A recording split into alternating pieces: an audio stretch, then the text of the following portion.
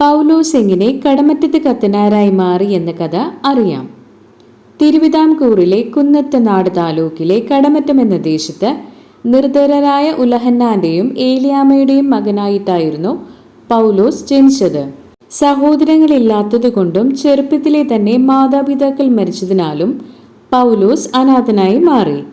അങ്ങനെ നിത്യവൃത്തിക്ക് നിവർത്തിയില്ലാതെയായി മാറിയ നേരത്ത് ഒരു ദിവസം സ്വദേശത്തുള്ള പള്ളിയിൽ ചെന്ന് തന്റെ കഷ്ടതയ്ക്ക് എന്തെങ്കിലും അറുതി ഉണ്ടാകാൻ വേണ്ടി ദൈവത്തോട് ഭക്തിപൂർവം പ്രാർത്ഥിച്ചു.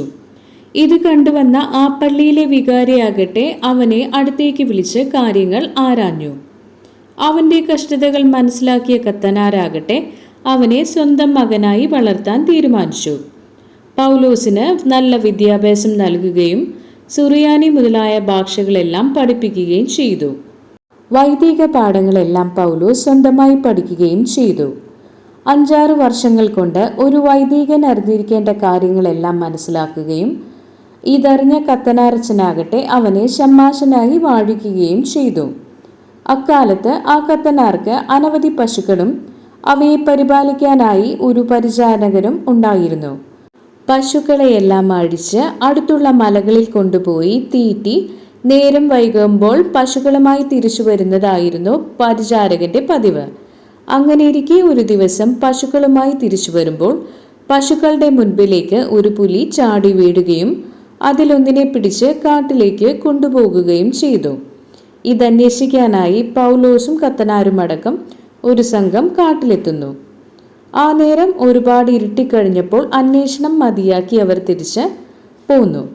പോരുന്ന നേരമാണ് പൗലോസിനെ കാണാനില്ല എന്ന കാര്യം അവർ മനസ്സിലാക്കുന്നത്. ആ നേരം വഴിതെറ്റിയ പൗലോസ് ആകട്ടെ മന്ത്രവാദികളായ കാട്ടുവാസികളുടെ മുൻപിൽ എത്തിപ്പെട്ടു.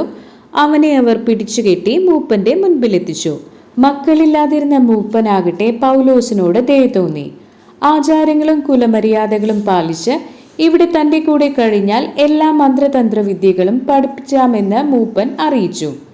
തിരിച്ചു പോകാൻ വഴിയില്ലെന്ന് മനസ്സിലാക്കിയ പൗലോസ് ആകട്ടെ അതനുസരിച്ച് അവിടെ കഴിയാൻ തന്നെ തീരുമാനിക്കുന്നു. പൗലോസിനെ കാണാത്ത കത്തനാരാകട്ടെ ഒരുപാട് വിഷമിച്ചു. എന്നാൽ കാട്ടിൽ ചില പരീക്ഷണങ്ങൾക്ക് ശേഷം മൂപ്പൻ പൗലോസിനെ മാന്ത്രിക വിദ്യകൾ പഠിപ്പിച്ചു തുടങ്ങി. സകല മാന്ത്രിക തന്ത്രീയ വിദ്യകളെല്ലാം മൂപ്പൻ പൗലോസിനെ പഠിപ്പിച്ചു. ഇവർക്കിടയിൽ തന്നെ ഒരു അച്ഛൻ മകൻ എന്ന സ്നേഹബന്ധം ഉടലെടുത്തു. ഇടയ്ക്കെപ്പോഴോ പൗലോസ് വിഷമിച്ചിരിക്കുന്നത് കണ്ട് നാട്ടിലേക്ക് പോരാനായി മൂപ്പൻ അനുവദിച്ചു. തന്നെ മറക്കരുതെന്നും അവരെ പറ്റി പുറത്തു പറയരുതെന്നും സത്യം ചെയ്യിപ്പിച്ചു മേടിക്കുന്നു. അങ്ങനെ നീണ്ട 12 വർഷങ്ങൾക്ക് ശേഷം പൗലോസ് നാട്ടിലെത്തുന്നു. പൗലോസിനെ കാണാനിടയായ കത്തനാരാകട്ടെ ഒരുപാട് സന്തോഷിക്കുന്നു. ആ സമയം ആ നാട്ടിൽ കുടികൊണ്ടിരിക്കുന്ന പിശാചിന്റെ ശല്യത്തെപ്പറ്റി പറഞ്ഞ് മനസ്സിലാക്കുന്നു. ഇതറിഞ്ഞ പൗലോസ് ആകട്ടെ പിശാചിനെ നേരിടാനായിട്ട് മുന്നിട്ടിറങ്ങുന്നു. അങ്ങനെ തന്റെ മാന്ത്രിക തന്ത്രിക വിദ്യകൾ ഉപയോഗിച്ച് പിശാചിനെ കീഴ്പ്പെടുത്തുന്നു. നാടിനെ പിശാചിൽ നിന്ന് രക്ഷിച്ച പൗലോസിന് കടമറ്റത്ത് കത്തനാർ എന്ന പദവി നൽകി ആദരിക്കുകയും ചെയ്തു.